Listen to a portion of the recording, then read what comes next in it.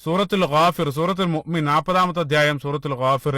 മൂസാ നബി അലൈഹി സ്വലാത്തു വസ്സലാമയുടെ ചരിത്രം പറയുന്നതിനിടയിലാണ് യൂസുഫ് നബി അലൈഹി സ്വലാത്തു വസ്സലാമയുടെ പേര് കടന്നു വരുന്നത്. ഈ രണ്ടാളുകൾ ഞാൻ പറഞ്ഞു രണ്ട് വ്യത്യസ്ത കാലഘട്ടങ്ങളിൽ ജീവിച്ച പ്രവാചകരാണ്. എന്നിട്ടും മൂസാ നബി അലൈഹി സ്വലാത്തു വസ്സലാമയുടെ ചരിത്രത്തിനിടയിൽ യൂസുഫ് നബി അലൈഹി സ്വലാത്തു വസ്സലാമയുടെ പേര് അതുമായിട്ടൊരു കണക്ട് ചെയ്യുന്നതായിട്ട് കാണാൻ സാധിക്കും. 40-ാമത്തെ അധ്യായം സൂറത്തുൽ മുഅ്മിൻ അല്ലെങ്കിൽ സൂറത്തുൽ ഗാഫിർ എന്ന പേരിൽ ആ സൂറത്ത് അറിയപ്പെടുന്നുണ്ട്. അതിന്റെ 23 മുതലുള്ള ആയത്തിൽ അല്ലാഹു സുബ്ഹാനഹു വ തആല മൂസാ നബി അലൈഹി സ്വലാത്തു വസ്സലാമയുടെയും ഫിർഔന്റെയും ചരിത്രം പറഞ്ഞുകൊണ്ടാണ് ആരംഭിക്കുന്നത്. വലഖദ് അർസൽനാ മൂസാ ബി ആയാതിനാ വസുൽത്താനിൻ മുബീൻ എന്ന് തുടങ്ങുന്ന ആയത്ത്. ആ ഒരു ഭാഗത്ത് ഫിർഔന്റെ കൊട്ടാരത്തിൽ വിശ്വാസം മറച്ചു വെച്ച ഒരു വ്യക്തിയെ സംബന്ധിച്ച് അല്ലാഹു സുബ്ഹാനഹു വ തആല പറയുന്നുണ്ട്. അയാളുടെ ഒരു പരാമർശമാണ് നമ്മുടെ വിഷയമായിട്ട് ബന്ധപ്പെട്ട് കിടക്കുന്നത്. അതായത് വിശ്വാസം ഒരുപാട് കാലം മറച്ചു വെച്ചു. അവസാനം ഫിർഔന് മൂസാ നബി അലൈഹി സ്വലാത്തു വസ്സലാമെ വധിക്കാനുള്ള ഉത്തരവ് പ്രത്യക്ഷത്തിൽ അവിടെ പുറപ്പെടുവിക്കുകയാണ്. അതാണ് 26-ാമത്തെ ആയത്തിൽ നമ്മൾ വായിക്കുക. വഖാല ഫിർഔന് ദറൂനി അഖ്തുലു മൂസ വലിയദ്ഉ റബ്ബഹു. ഫിർഔന് പറയാണ്, ഞാൻ മൂസയെ കൊലപ്പെടുത്താൻ പോവാണ്, മൂസ അവന്റെ റബ്ബിനോട് സഹായം തേടട്ടെ. അതാണ് ഫിർഔൻ അവിടെ വെച്ച് പറയുന്നത്. വിചിത്രമായിട്ടുള്ള കൗതുകപ്പെടുത്തുന്ന ഒരു കാര്യം എന്താ വെച്ചാൽ മൂസാ നബി അലൈഹി സ്വലാത്തു വസ്സലാമയെ വധിക്കാൻ ഫിർഔൻ പറയുന്ന ന്യായങ്ങൾ, ആ ഭാഗം നിങ്ങൾ ശ്രദ്ധിച്ചു നോക്കാം. ഫിർഔൻ അവിടെ വെച്ച് പറയുന്നുണ്ട്, ഞാൻ മൂസയെ ജീവിക്കാൻ വിട്ടാല് അവന് നിങ്ങളെ മുഴുവൻ വഴി തെറ്റിക്കും, അത് മാത്രമല്ല ഭൂമിയിൽ മുഴുവൻ ഫസാദ് ഉണ്ടാക്കുമെന്ന ഫിർഔൻ പറയുന്നത്. ചിന്തിച്ചു നോക്ക് നിങ്ങൾ. നമുക്കറിയാം ഫിർഔനേക്കാൾ വഴി തെറ്റിച്ച മറ്റാരാണുള്ളത്? അന റബ്ബുക്കുമുൽ അല. അതേപോലെ തന്നെ ഫിർഔനേക്കാൾ ഫസാദ് ഉണ്ടാക്കിയ മറ്റാരാണുള്ളത്? എന്നിട്ടും തന്റെ അത്തരം പോരായ്മകളെല്ലാം മൂസാ നബി അലൈഹി സ്വലാത്തു വസ്സലാമയിലേക്ക് ആരോപിച്ച് ആ മൂസാ നബി അലൈഹി സ്വലാത്തു വസ്സലാമെ വധിക്കാനാണ് ഫിർഔൻ ഉത്തരവിടുന്നത്. ചരിത്രത്തിലുടനീളം ഇതേ രൂപത്തിലുള്ള ക്രൂരന്മാരായിട്ടുള്ള അല്ലെങ്കിൽ ഫിർഔന്റെ പ്രതിപുരുഷന്മാരായിട്ട് കടന്നു വരുന്ന ചരിത്രത്തിലുടനീളം കടന്നു വന്നുകൊണ്ടിരിക്കുന്ന ഫിർഔനുമാരെല്ലാം ഇതേ രൂപത്തിലായിരിക്കും സംസാരിക്കുക. ആദ്യമായിട്ട് നമുക്കറിയാം രണ്ട് പ്രവാചകന്മാരുടെയും പ്രധാനപ്പെട്ട ലൊക്കേഷൻ ഈജിപ്താണ്. അതിൽ ഒന്നാമത്തെ പോയിന്റ്, യൂസുഫ് നബി അലൈഹി സ്വലാത്തു വസ്സലാമയുടെ കഥ ആരംഭിക്കുന്ന ആ ചരിത്രം ആരംഭിക്കുന്നത് ഈജിപ്തിന്റെ പുറത്ത് വെച്ചിട്ടാണ്, ഫലസ്തീനിൽ വെച്ചിട്ടാണ്. അത് അവസാനിക്കുന്നത് ഈജിപ്തിൽ വെച്ചിട്ടാണ്. അതേ സന്ദർഭത്തിൽ നേർവിരുദ്ധമായിട്ട് മൂസാ നബി അലൈഹി സ്വലാത്തു വസ്സലാമയുടെ കഥ ആരംഭിക്കുന്നത് ഈജിപ്തിൽ വെച്ചിട്ടാണ്, അത് അവസാനിക്കുന്നത് ഈജിപ്തിന്റെ പുറത്ത്. നമുക്കറിയാം മരുഭൂമിയിലേക്ക് പോകേണ്ടി വരാൻ. ഈ രണ്ട് പ്രവാചകന്മാരുടെ ചരിത്രം ചേർത്ത് വെക്കുന്ന സന്ദർഭത്തിൽ ബനു ഇസ്രായേൽ എങ്ങനെയാണ് ഈജിപ്തിലേക്ക് പ്രവേശിച്ചത്, പിന്നീട് ഈജിപ്തിൽ നിന്ന് എന്തുകൊണ്ടാണ് അവർക്ക് പോകേണ്ടി വന്നത്, ഈ രണ്ട് പ്രധാനപ്പെട്ട ചോദ്യത്തിലുള്ള ഉത്തരാണ് ഈ രണ്ട് പ്രവാചകന്മാരുടെ ചരിത്രം. ഒന്നാമത്തെ പോയിന്റ് അത് മനസ്സിൽ സൂക്ഷിക്കുക. അതിലേക്ക് ഇൻഷാ അല്ലാഹ് അവസാനം നമ്മൾ തിരിച്ചെത്തുന്നതാണ്.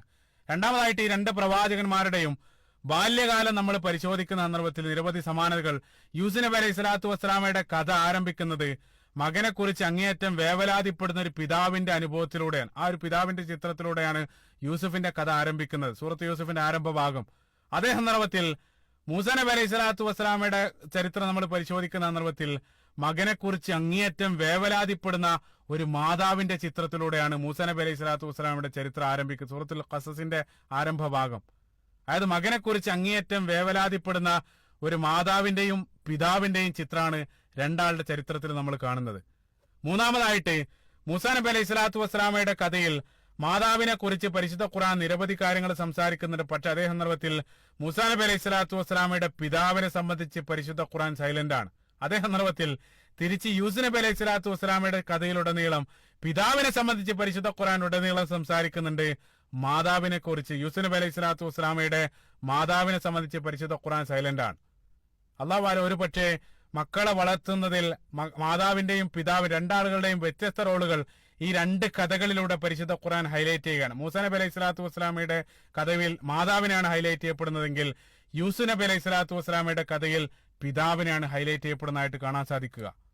നാലാമതായിട്ട് മൂസാ നബി അലൈഹി സ്വലാത്തു വസ്സലാമയുടെ കഥയിൽ കുട്ടിയെ വീട്ടിന് പുറത്തുള്ള ആളുകൾ, അതായത് അപരിചിതരായിട്ടുള്ള ഫിർഔന്റെ പടയാളികൾ തന്റെ കുട്ടിയെ അപകടപ്പെടുത്തുമോ എന്നാണ് മാതാവ് ഭയപ്പെടുന്നതെങ്കിൽ യൂസുഫ് നബി അലൈഹി സ്വലാത്തു വസ്സലാമയുടെ കഥയിൽ കുട്ടിയെ വീട്ടിനകത്തുള്ള ആളുകൾ, അതായത് സ്വന്തം രക്തത്തിൽപ്പെട്ട സ്വന്തം മക്കൾ തന്നെ അപകടപ്പെടുത്തുമോ എന്നാണ് പിതാവ് ഭയപ്പെടുന്നത്. അപ്പൊ ശത്രുക്കൾ ഒന്നില് ശത്രുക്കൾ അകത്താണെങ്കിൽ മറ്റൊന്നിലെ ശത്രുക്കൾ പുറത്താണ്. അങ്ങനെ തന്നെയാണോ യാഥാർത്ഥ്യം? അതേ രൂപത്തിലാണ്. അതാണ് നാലാമത്തെ പോയിന്റ്. അഞ്ചാമതായിട്ട് അവസാനം യൂസുഫ് നബി അലൈഹി സ്വലാത്തു വസ്സലാമിന്റെ പിതാവ് മനസ്സില്ലാ മനസ്സോടെ കുട്ടിയെ അവരുടെ കൂടെ അയക്കുകയാണ്. സമാനമായിട്ട് മൂസാ നബി അലൈഹി സ്വലാത്തു വസ്സലാമയുടെ മാതാവ് കഠിന പ്രയാസത്തോടു കൂടെ ആ കുട്ടിയെ കൊട്ടയിലാക്കി നദിയിലേക്ക് ഇടുകയാണ്. ലൗലാ റബത്ന അലാ ഖൽബി, അഞ്ചാമത്തെ പോയിന്റ്. ആറാമതായിട്ട് അവരുടെ കൂടെ കുട്ടിയെ പറഞ്ഞയച്ച സന്ദർഭത്തിൽ പിതാവിന്റെ ആ ഇമോഷൻ പരിശുദ്ധ ഖുർആൻ പറയുന്നുണ്ട്. രണ്ട് കാര്യങ്ങളാണ് പ്രധാനമായിട്ട് ആ ഭാഗത്ത് പറയുന്നത്. സൂറത്ത് യൂസുഫിന്റെ 13-ാമത്തെ ആയത്തിൽ ഖാല ഇന്നി ലാ യഹ്സുനനി അൻ തദ്ഹബൂ ബി വഅഖാഫു അൻ യഅകുലഹു ദിബ്. അവിടെ രണ്ട് കാര്യങ്ങൾ, പിതാവിന്റെ രണ്ട് ഇമോഷൻ, ഹസനും ഖൗഫും, ദുഃഖവും ഭയവും പരിശുദ്ധ ഖുർആൻ പറയുന്നു. അതേപോലെ തന്നെ സമാനമായിട്ട് മൂസാ നബി അലൈഹി സ്വലാത്തു വസ്സലാമയുടെ കഥയിലും കുട്ടിയെ എറിയാനുള്ള കൽപ്പന വന്ന സന്ദർഭത്തിൽ സമാനമായിട്ട് മൂസാ നബി അലൈഹി സ്വലാത്തു വസ്സലാമയുടെ മാതാവിന്റെ രണ്ട് ഇമോഷൻ, വലാ തഖാഫി വലാ തഹ്സനി. സുബ്ഹാനല്ലാഹ്, അവിടെയും ഖൗഫും ഹസനും അല്ലാഹു സുബ്ഹാനഹു വ തആല ഹൈലൈറ്റ് ചെയ്യപ്പെട്ടതായിട്ട് കാണാൻ സാധിക്കും. അപ്പൊ യൂസുഫിന്റെ കഥയിൽ ആദ്യം ദുഃഖം പറഞ്ഞു, പിന്നീട് ഭയം പറഞ്ഞു. മൂസാ നബി അലൈഹി സ്വലാത്തു വസ്സലാമയുടെ കാര്യത്തിൽ നേരെ തിരിച്ച് ആദ്യം ഭയം പറഞ്ഞു, പിന്നീട് ദുഃഖം പറഞ്ഞു. എന്തുകൊണ്ടാണ് നിങ്ങൾ സ്വയം ചിന്തിക്കുക. ഈ രണ്ട് ഇമോഷനും പരിശുദ്ധ ഖുർആനിൽ പ്രത്യേകമായിട്ട് ഹൈലൈറ്റ് ചെയ്യപ്പെട്ടതായിട്ട് കാണാൻ സാധിക്കും. ഏഴാമതായിട്ട് മൂസാ നബി അലൈഹി സ്വലാത്തു വസ്സലാമയുടെ കഥയിൽ കുട്ടി മാതാവിൽ നിന്നും അകലുന്ന ഒരു ചിത്രമാണ് കാണുന്നത്. യൂസുഫ് നബി അലൈഹി സ്വലാത്തു വസ്സലാമയുടെ കഥയിലും കുട്ടി പിതാവിൽ നിന്നും അകലുന്ന ഒരു ചിത്രമാണ് കാണുന്നത്. രണ്ടും എന്നേക്കുമായിട്ടല്ല, രണ്ടും താൽക്കാലികമായിരുന്നു. എട്ടാമതായിട്ട് കുട്ടിയായിട്ടുള്ള മൂസാ നബി അലൈഹി സ്വലാത്തു വസ്സലാമയെ പിന്നീട് നദിയിലിടുകയാണ് മാതാവ്. അതേപോലെ തന്നെ കുട്ടിയായിട്ടുള്ള യൂസുഫ് നബി അലൈഹി സ്വലാത്തു വസ്സലാമയ സഹോദരങ്ങൾ അവർ കിണറ്റിലാണ് ഉപേക്ഷിക്കുന്നത്. നിങ്ങൾ ചിന്തിച്ചു നോക്കുക, രണ്ടും വെള്ളമുള്ള കേന്ദ്രങ്ങളാണ്. ഒന്ന് ഒഴുകുന്ന വെള്ളമാണ്, മറ്റേത് ഒഴുക്കില്ലാത്ത നിശ്ചലമായിട്ടുള്ള വെള്ളമാണ്, കിണറാണ്. സുബ്ഹാനല്ലാഹ്, മനോഹരമായിട്ടുള്ള സാദൃശ്യം. ഒമ്പതാമതായിട്ട് മൂസാ നബി അലൈഹി സ്വലാത്തു വസ്സലാമയുടെ കാര്യത്തിൽ ആ മാതാവ് നദിയിൽ ഉപേക്ഷിച്ചതിന് ശേഷം തന്റെ മകളെ വിളിച്ച്, അതായത് മൂസാ നബി അലൈഹി സ്വലാത്തു വസ്സലാമയുടെ സഹോദരിയെ വിളിച്ചിട്ട് ആ കൊട്ട പിന്തുടരാൻ വേണ്ടി കൽപ്പിക്കുന്നുണ്ട്. സൂറത്തുൽ ഖസസിന്റെ 11-ാമത്തെ ആയത്ത് വഖാലത് ലി ഉഖ്തിഹി ഖുസ്സിഹി, ആ കൊട്ട പിന്തുടരാൻ വേണ്ടി മകളെ ഉപദേശിക്കുന്നതായിട്ട് കാണാൻ സാധിക്കും. അതേ സന്ദർഭത്തിൽ യൂസുഫ് നബി അലൈഹി സ്വലാത്തു വസ്സലാമയുടെ കാര്യത്തിൽ ആ പിതാവ് ആ വാർത്ത അറിഞ്ഞ സന്ദർഭത്തിൽ പൂർണ്ണമായിട്ട് നിസ്സഹായനാണ്, ഒന്നും ചെയ്യാൻ സാധ്യമല്ല. അതുകൊണ്ട് തന്നെ യാക്കൂബ് നബി അലൈഹി സ്വലാത്തു വസ്സലാം ഫസ്വബറുൻ ജമീൽ, ക്ഷമിക്കേണ്ടി വരാൻ. രണ്ട് ചിത്രങ്ങളാണ്. നമ്മുടെ ജീവിതത്തിലും ചില സന്ദർഭത്തിൽ പ്രതിസന്ധികൾ വരുന്ന സന്ദർഭത്തിൽ നമുക്ക് എന്തെങ്കിലുമൊക്കെ ചെയ്യാൻ സാധിക്കും. ചില സന്ദർഭത്തിൽ കാര്യങ്ങൾ നമ്മുടെ പിടിയിലാകില്ല, നമ്മൾ നിസ്സഹായരായിരിക്കും, ഒന്നും ചെയ്യാൻ കഴിയില്ല. അവിടെ നമ്മൾ ക്ഷമിക്കേണ്ടി വരും. ആ രണ്ട് മനോഹരമായിട്ടുള്ള ചിത്രങ്ങളാണ് രണ്ട് കഥകളിലൂടെ അല്ലാഹു സുബ്ഹാനഹു വ തആല നൽകുന്നത്. പത്താമതായിട്ട് നേരത്തെ പറയാൻ വിട്ടൊരു കാര്യം, യൂസുഫ് നബി അലൈഹി സ്വലാത്തു വസ്സലാമയെ കൂടെ കൊണ്ടുപോകാൻ വേണ്ടി പിതാവിന്റെ മുമ്പിൽ നല്ലൊരു ന്യായം അവർ വെക്കുന്നുണ്ട്. നഹ്നു ഉസ്ബ, ഞങ്ങൾ ഇത്രയും വലിയൊരു സംഘം ഉണ്ടായിരിക്കെ എങ്ങനെയാണ് യൂസുഫിനെ ചെന്നായ പിടിക്കുക. മനോഹരമായിട്ട് പ്രത്യക്ഷത്തിൽ ലോജിക്കുള്ള ഒരു കാരണം അവർ പിതാവിന് മുമ്പിൽ വെക്കുന്നുണ്ട്. അതേ സന്ദർഭത്തിൽ മൂസാ നബി അലൈഹി സ്വലാത്തു വസ്സലാമയുടെ കഥയിൽ അല്ലാഹു സുബ്ഹാനഹു വ തആല നൽകിയ കൽപ്പനയിൽ പ്രത്യക്ഷത്തിൽ യാതൊരു ലോജിക്ക് ഉണ്ടായിരുന്നില്ല. കാരണം കൊട്ടയിലാക്കിയിട്ട് ആ നദി, ഒഴുകുന്ന നദിയിലേക്ക് കുട്ടിയിടണം. അത് മാത്രമല്ല, ആ നദി ഒഴുകിപ്പോകുന്നത് ആ നാട്ടിലെ കുട്ടികളെ വധിക്കാൻ വേണ്ടി കൽപ്പന പുറപ്പെടുവിച്ച ഫിർഔന്റെ കൊട്ടാരത്തിന്റെ അടുത്തേക്കാണ്. പ്രത്യക്ഷത്തിൽ യാതൊരു ലോജിക്കില്ലാത്ത കൽപ്പന. പക്ഷെ അല്ലാഹു സുബ്ഹാനഹു വ തആലയുടെ ആ പ്ലാനിങ്, അല്ലാഹു സുബ്ഹാനഹു വ തആലയുടെ പ്ലാനിങ്ങുകളുടെ ഭംഗി നോക്കുക.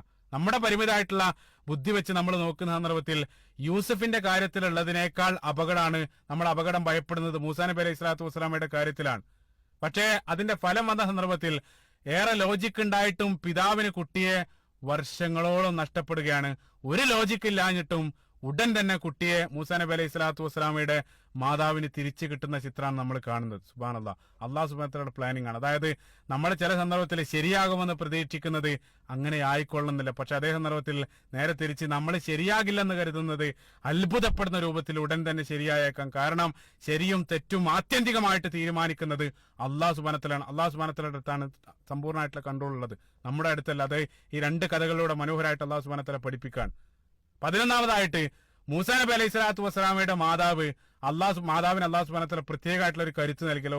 ലൗല റബത്ന അലാ ഖൽബി റബത്തൽ ഖൽബ്, അല്ലാഹു സുബ്ഹാനഹു വ തആല മൂസാ നബി അലൈഹി സ്വലാത്തു വസ്സലാമയുടെ മാതാവിന് പ്രത്യേകമായിട്ടുള്ള കരുത്ത് നൽകി. അതേ സന്ദർഭത്തിൽ യൂസുഫ് നബി അലൈഹി സ്വലാത്തു വസ്സലാമയുടെ പിതാവ് വബിയല്ലത് ഐനാഹു മിനൽ ഹുസ്ൻ, അതിന്റെ പേരിൽ അങ്ങേയറ്റം വർഷങ്ങളോളം വിഷമിക്കുന്ന ചിത്രമാണ് നമ്മൾ കാണുന്നത്. 12-ാമതായിട്ട് മൂസാ നബി അലൈഹി സ്വലാത്തു വസ്സലാമയുടെ സഹോദരി ആ നദിയിൽ എറിഞ്ഞതിന് ശേഷം കുട്ടിയെ സംരക്ഷിക്കാൻ വേണ്ടി വീട്ടിൽ നിന്നിറങ്ങി ആ കൊട്ടയെ പിന്തുടരുന്ന ചിത്രമാണ് നമ്മൾ കാണുന്നത്. അതേ സന്ദർഭത്തിൽ നേർവിരുദ്ധമായിട്ട് യൂസുഫ് നബി അലൈഹി സ്വലാത്തു വസ്സലാമയുടെ സഹോദരങ്ങൾ കുട്ടിയെ അപകടപ്പെടുത്താൻ വേണ്ടി വീട്ടിൽ നിന്നിറങ്ങി കുട്ടിയെ കിണറ്റിൽ ഉപേക്ഷിച്ച് തിരിഞ്ഞു നോക്കാതെ വരുന്നൊരു ചിത്രമാണ് അവിടെ നമ്മൾ കാണുന്നത്. 13-ാമതായിട്ട് യൂസുഫ് നബി അലൈഹി സ്വലാത്തു വസ്സലാമയെ പിന്നീട് ഒരു യാത്രാ സംഘം ആ കിണറ്റിൽ നിന്നും കണ്ടെത്തുകയാണ്. വജാഅത് സയ്യാറത്തും ഫഅർസലു വാരിദഹും. അതേ സന്ദർഭത്തിൽ മൂസാ നബി അലൈഹി സ്വലാത്തു വസ്സലാമയെ ഫിർഔന്റെ കൊട്ടാരത്തിലുള്ള ആളുകൾ നദിയിൽ നിന്നും കണ്ടെത്തുകയാണ്. 14-ാമതായിട്ട് യൂസുഫ് നബി അലൈഹി സ്വലാത്തു വസ്സലാമയുടെ കഥയിൽ ആ ഭർത്താവ് കുട്ടിയെ എടുത്ത് ഭാര്യയെ ഏൽപ്പിക്കുന്ന ചിത്രമാണ് നമ്മൾ കാണുന്നത്. വഖാലല്ലദി ഇസ്തറാഹു മിൻ മിസ്റിലി ഇംറാതിഹി, ആ മിസ്റിലെ മാർക്കറ്റിൽ നിന്നും ഭർത്താവ് വാങ്ങിക്കൊണ്ടുവന്ന് ഭാര്യയെ ഏൽപ്പിക്കുന്ന ചിത്രം സൂറത്ത് യൂസുഫിന്റെ 21-ാമത്തെ വചനം. അതേ സന്ദർഭത്തിൽ മൂസാ നബി അലൈഹി സ്വലാത്തു വസ്സലാമയുടെ കഥയിൽ ഭാര്യ കുട്ടിയെ എടുത്ത് ഭർത്താവിന് നൽകുന്ന ചിത്രമാണ് നമ്മൾ കാണുന്നത്. സൂറത്തുൽ ഖസസിന്റെ 9-ാമത്തെ ആയത്തിൽ ഖുർറത്ത് ഐനിൻ ലി വലക്, ആസിയ റളിയല്ലാഹു അൻഹ ഫിർഔന് കുട്ടിയെ നൽകുന്ന ചിത്രം. അപ്പൊ യൂസുഫിന്റെ കഥയിൽ ഭർത്താവ് ഭാര്യയ്ക്ക് നൽകുന്നു, മൂസാ നബി അലൈഹി സ്വലാത്തു വസ്സലാമയുടെ കഥയിൽ ഭാര്യ ഭർത്താവിന് നൽകുന്ന നേർവിരുദ്ധമായിട്ടുള്ള ചിത്രം. 15-ാമതായിട്ട് യൂസുഫ് നബി അലൈഹി സ്വലാത്തു വസ്സലാമയുടെ കഥയിൽ ആ ഭാര്യക്ക് ആ കുട്ടിയെ നൽകുന്ന സന്ദർഭത്തിൽ ഭർത്താവ് പറയുന്ന വാക്ക് 21-ാമത്തെ ആയത്ത് അസാ അൻ യൻഫഅന ഔ നത്തഖിദഹു വലദ, ഇവനെ ഒരു പക്ഷേ നമുക്ക് ഉപകാരപ്പെട്ടേക്കാം, അതല്ലെങ്കിൽ ഇവനെ നമുക്ക് മകനായിട്ട് വളർത്താമെന്നുള്ളതാണ്. അതേ സന്ദർഭത്തിൽ സുബ്ഹാനല്ലാഹ് മഹാത്ഭുതാണ്. സൂറത്തുൽ ഖസസിൽ മൂസാ നബി അലൈഹി സ്വലാത്തു വസ്സലാമയെ ഫിർഔന് ഏൽപ്പിക്കുന്ന സന്ദർഭത്തിൽ ഭാര്യ ആസിയ റളിയല്ലാഹു അൻഹ ഭർത്താവിനോട് പറയുന്നതും അസാ അൻ യൻഫഅന ഔ നത്തഖിദഹു വലദ, സമാനായിട്ടുള്ള പദങ്ങളാണ്. സുബ്ഹാനല്ലാഹ്. ഇവിടെ പോസ് ചെയ്ത് നമ്മൾ ചിന്തിക്കേണ്ടതായിട്ടുള്ള ഒരു കാര്യം, ഈ രണ്ട് കഥകൾ ഞാൻ നേരത്തെ തുടക്കത്തിൽ ഞാൻ പറഞ്ഞു, ഈ രണ്ട് കഥകൾ സംഭവിക്കുന്നത് രണ്ട് കാലഘട്ടങ്ങളിലാണ്. ഈ രണ്ട് സംഭവത്തിനിടയിൽ നൂറുകണക്കിന് വർഷങ്ങളുടെ ഗ്യാപ്പ് ഉണ്ട്. ഈ രണ്ടാളുകൾ ഈജിപ്തിന്റെ രണ്ട് ഭാഗങ്ങളിൽ നിന്നും രണ്ട് കാലങ്ങളിലായിട്ട് പറഞ്ഞ ഈ വാക്കുകളിലുള്ള സാമ്യതയ്ക്ക് ഒരേ സമയം ആരാണ് സാക്ഷി ഉണ്ടാവുക? നമ്മൾ ചിന്തിച്ചു നോക്കുക. ഒരു മനുഷ്യനൊരിക്കലും ഇതിന് സാക്ഷിയാവില്ല. കാരണം രണ്ട് കാലഘട്ടങ്ങളിലാണ് നടക്കുന്നത്. രണ്ട് കാലഘട്ടങ്ങളിൽ രണ്ട് സ്ഥലത്ത് നിന്ന് രണ്ടാളുകൾ പറഞ്ഞ ഈ വാക്കുകളിൽ വന്ന സാമ്യത ഒരു മനുഷ്യന് കാണാൻ സാധിക്കോ? ലോകത്തെ ഏത് ചരിത്ര ഗ്രന്ഥത്തിലാണ് ഇത്രയും മൈക്രോ ഡീറ്റെയിലുകൾ നമ്മൾ കാണാൻ സാധിക്കുക? ഈ രൂപത്തിൽ ഏതെങ്കിലും ഒരു ചരിത്ര ഗ്രന്ഥം ലോകത്തിലുണ്ട്? അതായത് ഇത്രയും സൂക്ഷ്മമായിട്ടുള്ള സംസാരങ്ങൾ പോലും ക്യാച്ച് ചെയ്താൽ ഒരു ചരിത്ര ഗ്രന്ഥം ലോകത്ത് കാണാൻ സാധ്യമല്ല. ഇതിൽ മാത്രമല്ല, ഇപ്പൊ നമ്മൾ അസ്ഹാബുൽ കഹ്ഫിന്റെ കഥയിലും ആ കഥയിൽ നമുക്കറിയാം, ആ കൂരാക്കൂരിരട്ടിൽ ആ ഗുഹക്കകത്ത് ഇരുന്ന് അവര് നടത്തിയ സംഭാഷണം പോലും പരിശുദ്ധ ഖുർആനിൽ കാണുന്നുണ്ട്.